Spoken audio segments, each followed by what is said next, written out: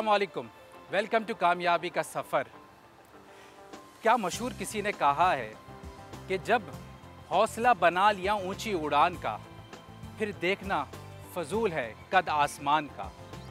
बिल्कुल इसी चीज़ को देखते हुए आज हम एक ऐसी जगह पर मौजूद हैं जो इससे पहले 3 साल पहले बिल्कुल खस्ता हाल में थी, बहुत ही बुरी हालत के अंदर थी।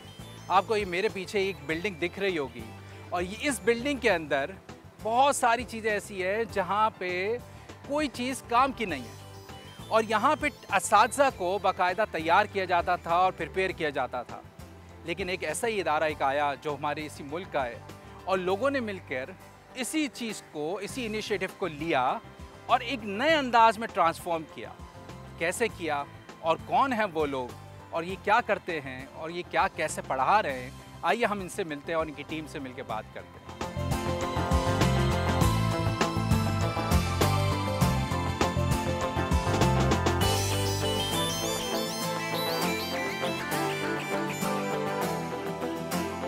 हम मौजूद हैं दूरबीन के सीईओ के साथ, सलमा आलम के साथ, और इनसे जानते हैं कि क्या रहा सफ़र, कैसा रहा। और शुक्रिया सबसे पहले तो टाइम निकालने का। सलमा, आपका बहुत शुक्रिया आने का। जी सलमा, जब मैं भी इससे पहले एक फ्रंट सेक्शन के ऊपर था जो कि इससे पुराना वाला, इससे पहले का सेक्शन था जब आप लोगों ने अडॉप्ट किया। अब मैं इस नई जगह पे जब आगे बैठता हूँ तो एकदम से दुनिया बदलती है। जी। तो ये उस वक्त से लेकर अब तक के सफ़र में पहले तो सबसे पहले ये बताएं कि दूरबीन है क्या, और फिर हम बात करते हैं कि ये सफ़र कैसे शुरू हुआ और कहाँ तक पहुँचे, यहाँ तक कैसे पहुँचे, क्योंकि ये इतना आसान तो नहीं लगता कि आपने वहाँ से शुरू किया और आप यहाँ पे आराम से आ रहे हैं। अच्छा जी, दूरबीन के पीछे सोच बहुत सिंपल है। हम सरकारी स्कूल का मेयार बेहतर करना चाहते हैं, लेकिन इस कोशिश में जो सबसे अभी बड़ा मिसिंग पीस है वो है क्वालिटी टीचर्स। और जब तक आपके स्कूल्स में, बेशक वो निजी स्कूल्स भी हों, आपके टॉप एलीट प्राइवेट स्कूल्स भी हों, जब तक वहाँ पे आपके टॉप क्वालिटी टीचर्स नहीं आएंगे, आपकी क्वालिटी ऑफ एजुकेशन उतने हिसाब से ही कैप्ड रहेगी। सो हम गवर्नमेंट स्कूल्स को बेहतर करने के लिए पहले हम ये कदम उठाया है कि हम एक government institute of teacher education की मैनेजमेंट अपने पास लिए, एक पब्लिक प्राइवेट पार्टनरशिप के ज़रिए। और यहाँ पे हम एक सिर्फ और सिर्फ एक 4 साल डिग्री प्रोग्राम ऑफ़र कर रहे हैं फॉर फ्यूचर टीचर्स। और यहाँ के इंशाल्लाह ग्रेजुएट्स जो हैं वो सारे बॉन्डेड हैं, जिसका मतलब है कि वो यहाँ से तालीम लेके फिर इंशाल्लाह सिर्फ गवर्नमेंट स्कूल्स में ही जाएंगे। ताकि एक टॉप क्वालिटी एजुकेशन जो है हम उन सारे बच्चों तक ले जा सकें, नॉट के सिर्फ जो वेल अफोर्डिंग हैं और अच्छे फैमिली से ताल्लुक़ रखते हैं। So it's equality and quality education is the motto. ये दूरबीन नाम कैसे निकला? अच्छा, अक्सर लोग कहते हैं कि नाम पहले आता है और लोगो बाद में आता है, लेकिन हमारा कुछ उल्टा था, क्योंकि हमें पहले लोगो पसंद आया। और अगर आपने गौर किया है तो लोगों में एक छोटी बच्ची है जो एक दूरबीन के थ्रू देख रही है, आसमान को देख रही है, सितारों को देख रही है। और वो टेलीस्कोप जो है, वो दूरबीन जो है, वो एक टीचर ने अपने कंधे पे उठाया हुआ है। तो हमें ये एक सिंबल बहुत अच्छा लगा कि तालीम एक्चुअली यही होनी चाहिए ना, जो हमारे क्लासरूम में जो टीचर सेंटर जो क्लासरूम्स होते हैं, जिसमें सोचा जाता है कि टीचर जो है वही पूरी नॉलेज का ज़रिया है और वो जो है बच्चे सारे खाली हैं और उसमें जो है वो नॉलेज भरनी है। तो इससे बिल्कुल बरक्स ये लोगों वो मानी रखता है कि बच्चे जो हैं वो ड्राइविंग सीट में, वो सवाल पूछें, वो उनके जवाब ढूंढें, और टीचर का रोल एक फैसिलिटेटर का, एक ज़रिया बने ना बच्चों के लिए।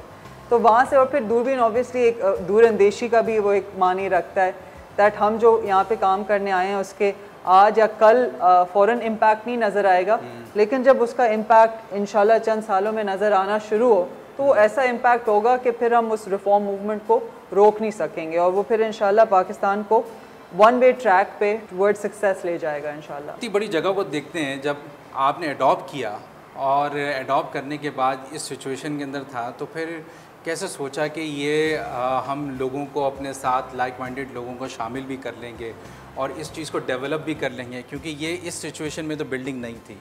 तो ये सफ़र कैसे हुआ कि आप किन एरियाज़ को पहले आइडेंटिफाई किया था कि हमें इसको अडॉप्ट करते हुए कहाँ पे ख्याल करना है और किन चीज़ों को सबसे पहले इम्प्रूव करना है? देखें डॉक्टर मोहसिन, सबसे पहली शुरुआत थी ही रेनोवेशन की, और रेनोवेशन और जो एक पढ़ाई का जो माहौल होता है वो रखता ही अहमियत है, बिकॉज़ आप क्वालिटी एजुकेशन की बात नहीं कर सकते अगर छत आपके सर पे गिर रही है और टॉयलेट टूटे फूटे हुए हैं और किताबें ख़रीदने के पैसे नहीं है। तो एक बेसिक इंफ्रास्ट्रक्चर चाहिए होता है कि आप स्टूडेंट्स को उस माइंडसेट में लाएं कि फिर आप क्वालिटी की बात करें। तो ऑब्वियसली शुरुआत हमने रेनोवेशन से ही ली है। यहाँ पे जो भी आप तब्दीली देख रहे हैं इसमें से नई कोई इमारत नहीं बनी है, ज़्यादातर जैसी चीज़ें थी उन्हीं को बस बेहतर किया है, क्योंकि ये इमारत एक्चुअली 70s की बनी हुई है। और आपको पता होगा कि उस वक्त की जो कंस्ट्रक्शन थी और आजकल की जो कंस्ट्रक्शन है उसमें बहुत फ़र्क है। तो स्ट्रक्चर्स और डिज़ाइन और एक सोच वैसे भी यहाँ पे नज़र आ रही थी, तो बहुत हल्का हल्का हमें काम करना पड़ा। और हमने जानबूझ के यहाँ का अगर आप देखेंगे माहौल, इट्स वेरी सिंपल। हम कोई टॉप एलीट यूनिवर्सिटी ना हैं और ना बनना चाहते हैं, बिकॉज हमारा एंड गोल क्या है? एंड गोल यही है ना, हमने गवर्नमेंट स्कूल्स में जाना है। तो वो as you know are low resource environment. तो अगर हम वहाँ के लिए टीचर्स तैयार कर रहे हैं तो ज़रूरी है कि यहाँ से भी वो वही माहौल देखते हुए जाएँ, उसी कंस्ट्रेंट्स में अच्छा पढ़ाना सीख कर वहाँ पे जाए ना। तो ये सारी चीज़ें हम कोशिश कर रहे हैं कि अलाइन करके चलें। तो पहला स्टेप था रेनोवेशन। उसके बाद नेक्स्ट जो स्टेप था ऑब्वियसली एकेडमिक्स था। तो वो बल्कि उससे पहले भी थोड़ी एडमिनिस्ट्रेशन बेहतर करनी थी, बिकॉज कहने को तो ये गवर्नमेंट कॉलेज ऑफ एजुकेशन है, लेकिन in some ways it was running like a school. इनकी बजट्स भी उस तरह से ही होती है, इनकी स्टाफिंग भी उस तरह से होती है, हालांकि it's a higher education institution. So कुछ तो रोल्स हैं, मिसाल के तौर पे आपका रजिस्ट्रार जो होता है, जिसका काम है आपके सारे स्टूडेंट्स के वेलफेयर, उनका एकेडमिक रिकॉर्ड सारे कुछ मेंटेन करना। इस तरह की स्टाफ ही नहीं है आपके गवर्नमेंट कॉलेजेस ऑफ एजुकेशन में। तो ये रोल्स क्रिएट किए। फिर हम पूरे डिजिटली डिप्लॉयड हैं, हमारी सारी अच्छे टीचर बनाने वाले खुद अच्छे होने चाहिए पहले। बिल्कुल। तो ये फिर एडमिनिस्ट्रेशन से फिर हम तीसरे मरहले पे आए जो आपने जिक्र किया। उसमें सबसे पहले फैकल्टी है, फिर ऑब्वियसली निसाब है, क्या हम पढ़ा रहे हैं, करिकुलम, और तीसरा एरिया है कि यहाँ पे स्टूडेंट्स कौन आ रहे हैं पढ़ने के लिए। तो faculty we been very lucky doctor Mohsin, because very truthfully ये जैसे आपने कहा ना, ये कॉलेज उतना ही अच्छा है जितने आके पढ़ाने वाले हैं। और उसमें we been really lucky that we have on board a very top quality faculty, जो ना तो सिर्फ इस मूवमेंट में यकीन रखते हैं, बल्कि they are masters at their own craft. So they are all very thinking individuals. क्या पैशन है इसके पीछे जो ना पुश करता है? इसका कोई आसान जवाब नहीं है। आई वुड से देखें कि प्राइमरीली मेरे लिए ये एक पज़ल है, और क्योंकि मेरी ओरिजिनल जो एजुकेशन है वो इंजीनियरिंग में है, और इंजीनियरिंग की तरफ मेरा पुल कुछ ऐसा था कि कोई आप मुझे प्रॉब्लम दे देना और सॉल्यूशन, तो बस मैंने लग जाना है उसके पीछे, लग जाना है, पूरी रात भी निकालनी है, अगला दिन भी निकालना है, और जितने भी दिन लगे निकालने हैं जब तक वो हल ना हो। तो आई थिंक वो एक आप कह लें कीड़ा है मेरे में कि you know when you faced with a challenge and you find that solution. तो टीचर क्वालिटी एक ऐसी चीज़ है जो जब से एजुकेशन फील्ड में आई हूँ 2008 में, तब से अब तक that is the big glaring unfixable problem मेरी नज़र में। सो उसी कोई just with a team of like minded, passionate, driven, intelligent people, we're all kind of working towards solving that riddle, that puzzle.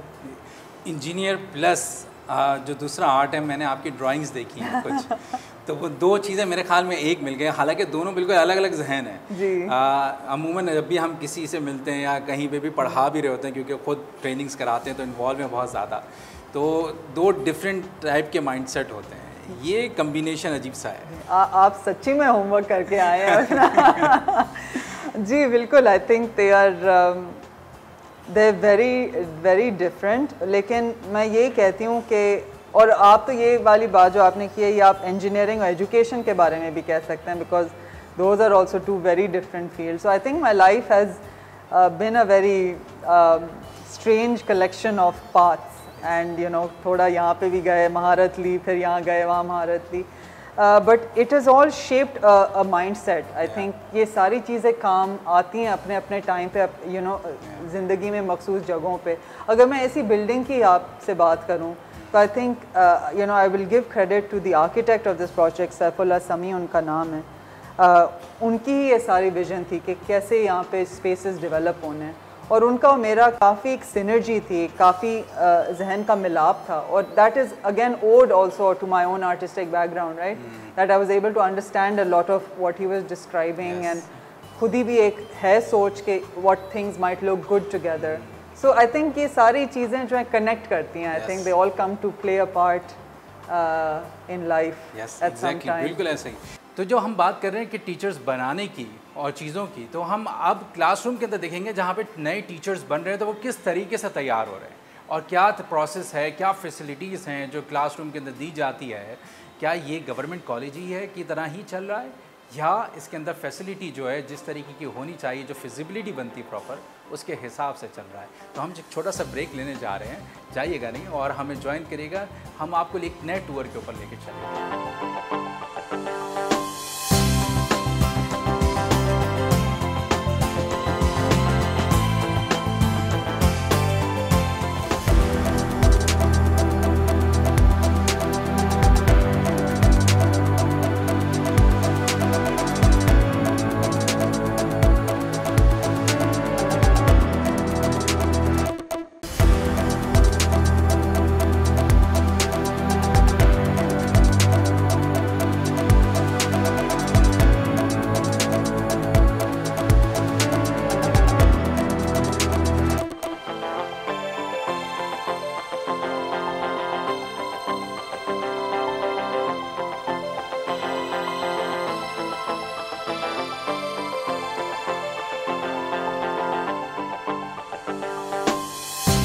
Welcome back to कामयाबी का सफ़र. और हम अब मौजूद हैं ECE के क्लासरूम में, जो स्पेसिफिकली डिज़ाइन किया गया है बच्चों की, ताकि वो लर्निंग को इन्हेंस कर सकें, वहाँ पे हर तरीके से कंट्रीब्यूट कर सकें उसकी लर्निंग के अंदर. हमारे साथ मौजूद है miss Zohra Nasir, she is a senior faculty of ECE, और हम चाहेंगे कि इनसे जान सकें कि क्या आइडिया है जो क्लासरूम को जिस तरीके से कुशादा अंदाज में बनाया गया है, खूबसूरत अंदाज में, जो जगह ख़ास तौर पे चूज़ की गई है और सिटिंग अरेंजमेंट है. तो ये क्लासरूम चूज़ करने से पहले, डिज़ाइन करने से पहले क्या ख़्याल था? तो welcome to miss Zohra Nasir, और थोड़ा सा बता सकें कि आप अभी करंटली यहाँ पे क्या कर रही हैं, क्या पढ़ा रही हैं? So I teach a course called School Community and Teacher. मेरे कोर्स का मकसद ये है कि टीचर्स ना तो सिर्फ क्लासरूम पर फोकस करें, पर अंडरस्टैंड करें कि क्लासरूम के बाहर में क्या फैक्टर्स होते हैं जो बच्चे की लर्निंग को अफेक्ट करते हैं. और अगर वो टीचर अच्छी तरह से समझ पाए कि फैमिलीज़ के साथ, कम्युनिटीज़ के साथ कैसे इंगेज करना चाहिए, तो फिर they become better teachers in the classroom as well. इसके अलावा जो स्टूडेंट टीचिंग होती है, जिसमें हम लोग एक्चुअल क्लासरूम्स में अपने स्टूडेंट्स को प्लेस करते हैं, वो एक्चुअली उधर लेसन्स पढ़ाते हैं और ऑन द ग्राउंड टीचर्स से ट्रेनिंग हासिल करते हैं, उसको भी मैं लीड करती हूँ. अच्छा, मैं 2-3 चीज़ें मैंने नोट की क्लास में दाखिल होते वक्त, कि यहाँ पे सिटिंग अरेंजमेंट एक ट्रेडिशनल अंदाज का नहीं है. जैसे अमूमन हम यूनिवर्सिटीज़ के अंदर भी, अच्छी से अच्छी यूनिवर्सिटीज़ के अंदर भी एक साथ एक क्लासरूम के अंदर 150 से 200 बच्चों को बिठाया जाता है और वो बिल्कुल एक रोज़ की शक्ल में बैठते हैं. यहाँ पे आपने 4-4 के हिसाब से एक ग्रुप सेटिंग के अंदर बच्चों की सेटिंग की हुई है, तो इसका क्या रीज़न होगा? हमारा बिलीफ एज एजुकेटर्स ये है कि बच्चों की लर्निंग बहुत कोलैबोरेटिव अंदाज में होनी चाहिए. एक लेक्चर बेस्ड एनवायरनमेंट कुछ हद तक आप यूज़ कर सकते हैं, लेकिन ज़्यादातर लोग सीखते तब हैं जब वो आइडियाज़ डिस्कस करते हैं, जब वो चीज़ें क्रिएट करते हैं, जब वो एक्टिविटीज़ में पार्टिसिपेट करते हैं. और इंटरेक्शन के अंदर ख़ास तौर पर डिफरेंट मीडियम्स को इस्तेमाल किया था. आई गेस आपके क्लासरूम्स के अंदर मल्टीमीडिया भी है, आप ब्लैक बोर्ड का भी इस्तेमाल करते हैं, ग्रीन बोर्ड का. तो ये किस तरीके से क्या प्लानिंग होती है कि लेक्चर्स को किस तरीके से डिज़ाइन होना चाहिए ताकि बच्चों को समझाया जा सके? हम कोशिश करते हैं कि हम मिक्स्ड मेथड्स अप्रोच रखें. हमारे 2 मेन कंसर्न्स हैं. पहली कंसर्न ये है कि हम लोग जो स्टूडेंट्स इधर आते हैं उनको एक हाई क्वालिटी और modern up to date education फराहम करें. इसका मतलब है कि हमें टेक्नोलॉजी को इस्तेमाल करना है, हमें टेक्नोलॉजी को लाना है अपने, क्योंकि फ्यूचर तो यही है, राइट. फ्यूचर में टेक्नोलॉजी का बहुत बड़ा रोल है, तो हम चाहते हैं कि हमारे स्टूडेंट्स बहुत फेमिलियर हों इंटरनेट यूज़ करने से और टेक्नोलॉजिकल टूल्स यूज़ करने से. So we do use PowerPoints and we do use laptops and we do use internet research in the classroom. लेकिन हमारी सेकंड कंसर्न ये है कि अल्टीमेटली हमारे स्टूडेंट्स ने जाके गवर्नमेंट स्कूल में पढ़ाना है. विच मीन्स कि अगर हम बिल्कुल ही टेक्नोलॉजी पर रिलाई करना शुरू कर दें तो फिर आगे जाके वो अपने करियर में हैंडीकैप कर दें, क्योंकि हम अभी हमारे गवर्नमेंट स्कूल्स सारे इक्विप्ड नहीं है टेक्नोलॉजी के साथ और इंटरनेट के साथ, यानी कि हमारे काफ़ी स्कूल्स ऑफ ग्रिड भी होते हैं। इसलिए हम लोग अपने जो ट्रेडिशनल टीचिंग टूल्स हैं जो आपको आम सरकारी स्कूल के क्लासरूम में मिलते हैं उनको भी हम अहम समझते हैं और उनको भी हम यूटिलाइज़ करते हैं। तो हम we try to make sure कि जहाँ हम टेक्नोलॉजी अवॉइड कर सकते हैं वहाँ हम अवॉइड करें, ताकि हम मॉडल करें कि आप सरकारी स्कूल में किस तरह जो अवेलेबल टूल्स हैं उनको यूज़ कर सकते हैं।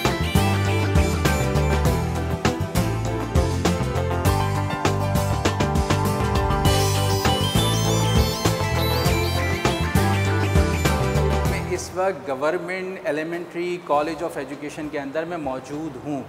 मतलब ये मैं किसी एक बहुत बड़ी प्राइवेट यूनिवर्सिटी के अंदर मौजूद नहीं हूँ जिसकी बात हो रही है, जहाँ पे लैपटॉप फ्री दिया जा रहा है, जहाँ पे क्लासरूम के अंदर इंटरनेट की फैसिलिटी है, जहाँ पे मल्टीमीडिया की फैसिलिटी है, जहाँ पे सॉफ्ट बोर्ड से लेके ग्रीन बोर्ड तक सब जगह पे यूज़ करने के लिए, ताकि बच्चों की लर्निंग को फ़ायदा पहुँच सके और वो सीख सके नई से नई चीज़ों को। टीचर यूज़ करते हैं वो टूल्स और उन टूल्स वो मुहैया किए गए हैं टीचर्स को। ये हमारे जहन में कभी भी नहीं आता अगर हम बात करते हैं गवर्नमेंट कॉलेज की आज के दौर के हिसाब से। तो ये बड़ी खुशाइंद बात है कि हमारे आने वाले वक्त के टीचर्स जो GEC से निकल रहे होंगे यहाँ से, तो वो एक अच्छे तरीके से वेल इक्विप्ड होंगे और वो कहीं पर भी जाके अपनी चीज़ों को, लर्निंग को लेके जाके इम्प्लीमेंट कर सकते होंगे और वहाँ पे अपना एक इम्पैक्ट क्रिएट कर सकते होंगे। तो इसके लिए एक और हम काम करते हैं, हम कुछ स्टूडेंट्स से भी बात करते हैं और देखते हैं कि वो स्टूडेंट्स इस चीज़ के बारे में क्या कहते हैं और अपना एक्सपीरियंस शेयर उनसे लेते हैं कि उनका एक्सपीरियंस कैसा रहा यहाँ पे पढ़ने के बाद। तो अभी हम बात चल रहे हैं स्टूडेंट्स के पास।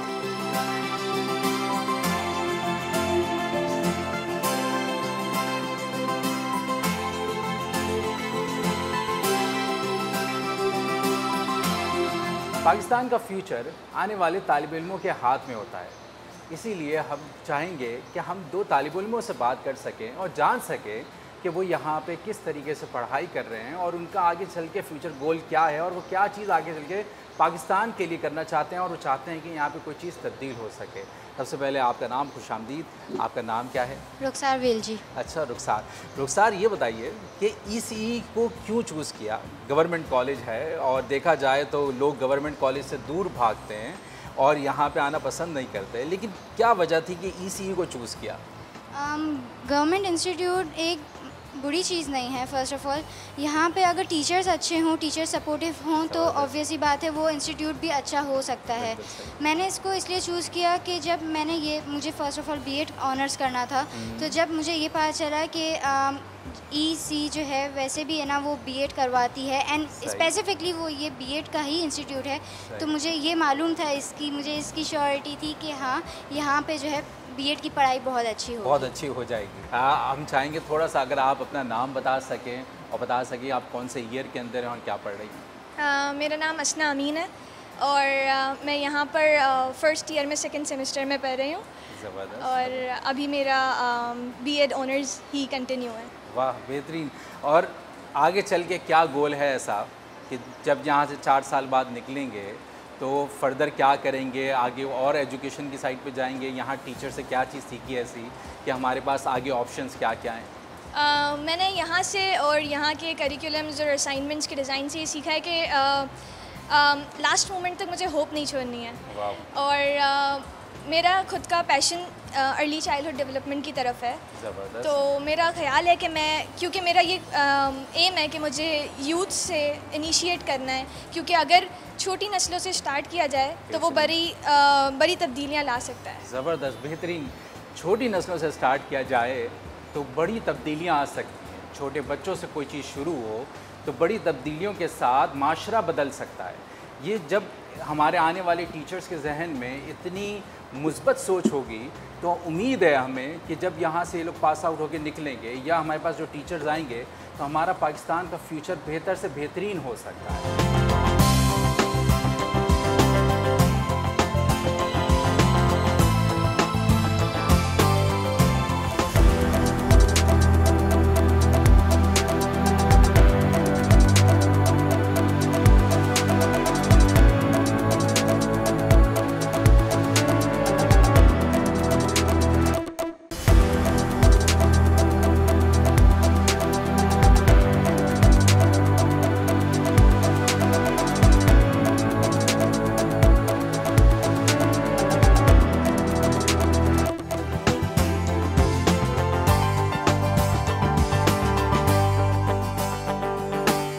वेलकम बैक टू कामयाबी का सफ़र।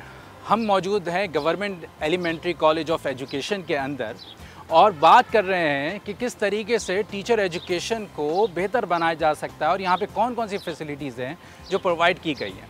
अब अगली स्टेज के ऊपर हम बात करते हैं कि ये कैसे नेशन वाइड फैलाया जा सकता है ये नेटवर्क, ये तरीक़ेकार, ये फैसिलिटीज़ जो एक एक टीचर को यहाँ पे मिल रही है जो अभी डेवलपमेंट स्टेज के अंदर है, रोज़ एक नए स्किल सीख रहा है। क्या वजह है हमारे टीचर्स नहीं बन के आते मार्केट में, सोसाइटी के अंदर? सबसे पहले मैं चाहूँगा सबसे पहले खुशामदीद सलमा दोबारा से, और मिस किरण ज़ुबैर, आपको बहुत शुक्रिया हमें ज्वाइन करने का। मिस किरण ज़ुबैर जो है वो रजिस्ट्रार हैं दूरबीन की। और सबसे पहला सवाल मेरा जो बुनियादी है वो ये कि पब्लिक सेक्टर और प्राइवेट सेक्टर सैलरी का बहुत बड़ा फ़र्क है। सलमा आपने बात की 32,000 जो है वो तकरीबन हमारी सैलरी जो है वो एक गवर्नमेंट सेक्टर के अंदर टीचर को मिलती है। लेकिन अगर आप पेन देखें, जनरल आप आवाम के अंदर जाएं और एक टीचर से, एक आम टीचर से आप पूछें कि तुम्हारी तनख्वाह क्या है या स्कूल के अंदर एक एवरेज तनख्वाह क्या है, तो वो 10 से 15,000 के बीच में आएगा। बहुत मैक्सिमम गया तो 15 to 16,000 के अंदर आएगा।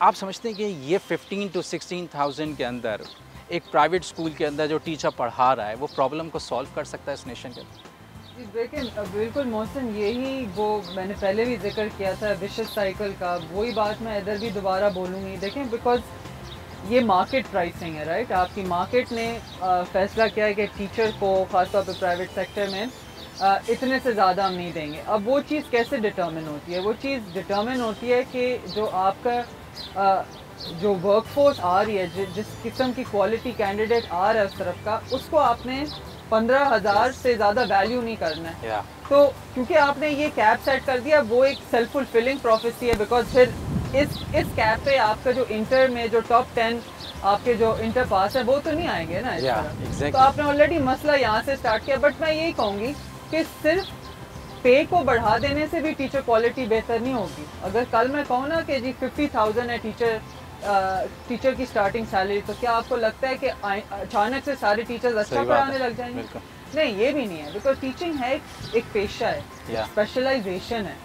कि ये नहीं है कि मैं क्लासरूम में इनफ दफ़ा पढ़ा के एक अच्छी टीचर बन जाऊंगी। नहीं, जब तक आपको साइंस नहीं समझ आएगी कि बच्चों की सोच कैसे डेवलप होती है, किस तरीके से लर्निंग और टीचिंग और कॉग्निटिव डेवलपमेंट, ये सारी चीज़ें, if you do not understand that you can not teach well. ये तुक्के की बात नहीं है। जिस तरीके से आप कहते हैं ना MBBS में एक स्पेशलाइज्ड नॉलेज है और आपको 5 साल MBBS करके ही हम आपको डॉक्टर कहेंगे। We need to start thinking of teaching in the same way. तभी जाके जो है ना आपके टीचिंग का एक परसेप्शन चेंज होगा, और जब परसेप्शन चेंज होगा तभी आपके जाके सैलरी रेंजेस भी उस हिसाब से। हमारे पास बहुत ज़्यादा स्कूल मौजूद हैं। सिर्फ कराची की अगर हम बात करते हैं तो 50,000 से ज़्यादा स्कूल्स मौजूद हैं जो यहाँ पे तालीम दे रहे हैं और काम कर रहे हैं। अभी मैंने पंजाब के मिनिस्टर की मैं बात सुन रहा था कुछ अर्से पहले, तो उस पर ये बात हो रही थी कि 21,000 हम मज़दूर की तनख्वाह करने जा रहे हैं। यहाँ पे जितने प्रिंसिपल्स हैं, आई मीन ऐसा नहीं है कि मास्टर्स नहीं है टीचर्स हमारे यहाँ, हमारे पास आते हैं, कोई फ़िज़िक्स का हम एड्स देख रहे होते हैं मुस्तकिल, टीचर्स के आ रहे होते हैं, तो वो उसमें ऐड लग रहा होता है कि मास्टर्स इन फ़िज़िक्स और इस तरह करके चाहिए हमें, और 15 to 18,000 हम ऑफ़र करेंगे। तो ये इंस्टीट्यूट्स कैसे सॉल्व कर पाते हैं? ये क्या मसला है कि हम यहाँ पे, एक तो आपने बात कर दी, हाईलाइट कर दिया कि हमें प्रॉब्लम हमारी वाज़ेह है कि हमारे ट्रेंड टीचर्स नहीं हैं हमारी सोसाइटी के अंदर।